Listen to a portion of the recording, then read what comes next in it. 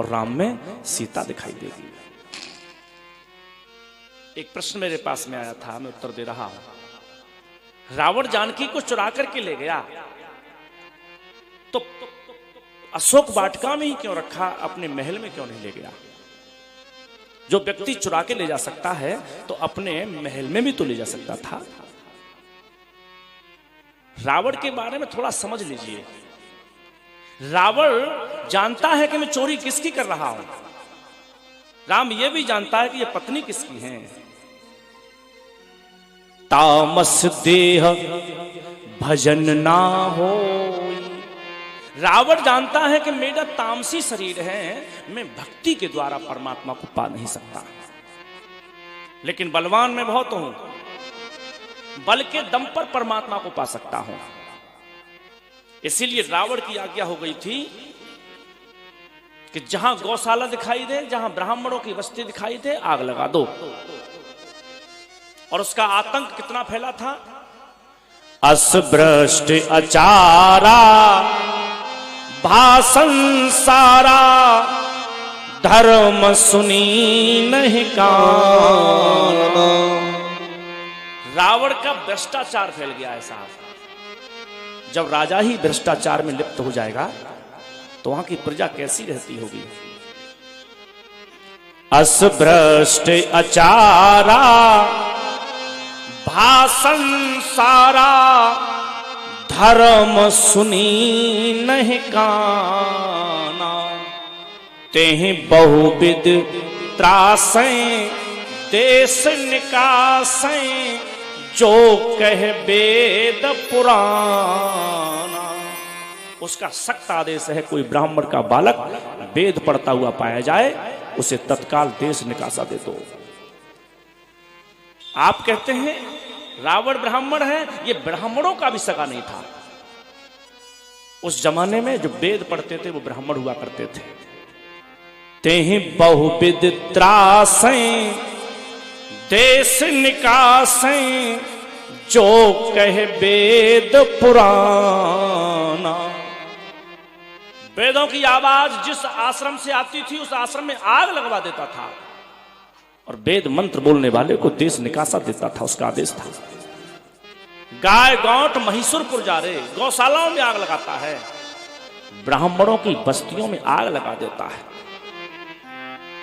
और उसके घर में शुद्ध आहार नहीं रहा है, भैंसे खाए जाते हैं उसके घर में, भैंसे। कुंभकर्ण भैंसा से तो नाश्ता करता था। महिष खाए कर मदरा पाना, गर्जा बज्रा घात समाना। भैंसा तो उसके छोटा भाई खाता है, लंच में 80,000 एक बार में खा लेता है। रावण कोई सामान्य नहीं है। चलत दशानन डोलत अवनी। जब रावण धरती पे चलता था तो धरती इस तरह से डोलती थी जैसे कोई हाथी नाव में सवार हो गया हो। सामान्य रावण नहीं है साहब। कैलाश पर्वत को उठा करके माथे से लगाता था, कभी महादेव को सिर नहीं झुकाता था ये। यद्यपि महादेव गुरु हैं इसके, लेकिन सिर झुकाएगा तो सम्मान चला जाएगा, झुकाना तो है ही है। तो स्वयं नहीं झुकाता था, महादेव को उठा लेता था और माथे से लगाता था, गुरु जी प्रणाम। पार्वती कहती चेला अद्भुत है तुम्हारा, आता है तो पूरा कैलाश पर्वत ही हिलने लगता है। मैया ने कहा चेला को समझाओ, थोड़ा बिगड़ गया चेला तुम्हारा। महादेव कहते नहीं समझाऊंगा। क्यों?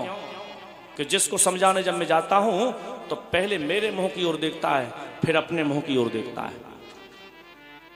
मतलब ये कहना चाहता है गुरुजी तुम्हारे तो 5 ही मुंह हैं और मेरे 10 मुंह हैं, इसीलिए तुमसे दूना तो मैं पहले से ही हूं।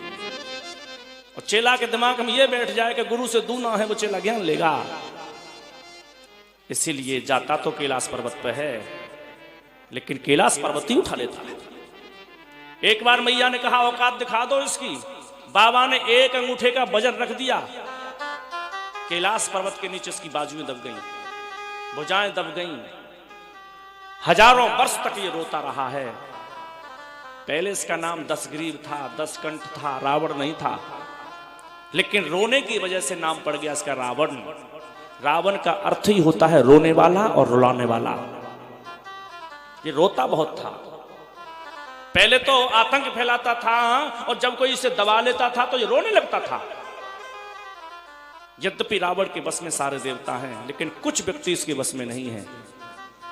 किष्किंधा का राजा बाली इसके बस में नहीं है, 6 महीने कांख में दबा के रखा है।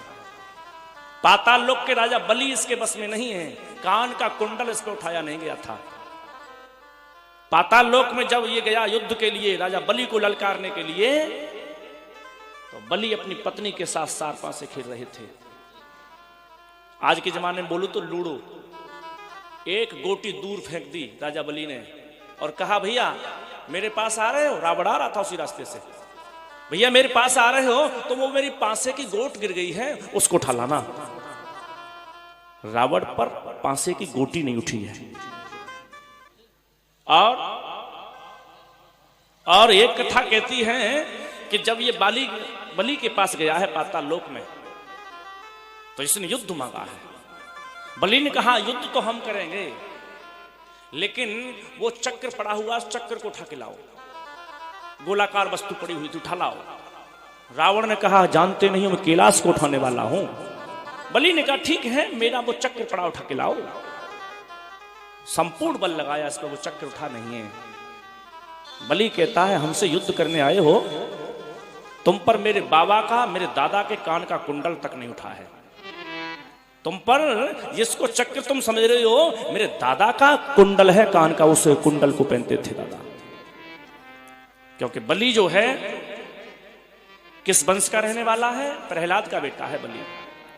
और प्रहलाद के पिताजी का हिरण्यकश्यप नाम है। हिरण्यकश्यप के कान का कुंडल रावण पर उठा नहीं है। यद्यपि रावण बलवान है, लेकिन कुछ जगह हार गया। एक बार श्वेत द्वीप में गया था युद्ध की ललकार लेकर के। श्वेत द्वीप में एक बूढ़ी मां पानी भर रही थी।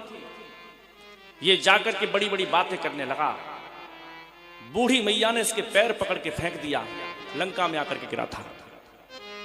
तब ये नारद जी के पास में गया है। नारद से कहा नारद जी ये बताओ कि श्वेत द्वीप के व्यक्ति इतने बलवान क्यों होते हैं? तब नारद जी ने कहा था कि विष्णु भगवान की भक्ति करने के बाद जिनको जन्म मिलता है उनका नाम श्वेत द्वीप है। विष्णु के भक्त श्वेत द्वीप के निवासी बनते हैं। तब इसके समझ में आया कि क्यों ना विष्णु से मैं विरोध करूं, जो विष्णु मुझे मारेंगे तो मैं भी ऐसा बलवान हो जाऊंगा। रावण रावण है साहब। भैया रावण का अत्याचार चारों दिशाओं में फैल गया और ऐसा विचार करके राम से विरोध करने के लिए इसने मां जानकी का हरण किया। रावण जानकी जी को अपने महल में लेके नहीं गया।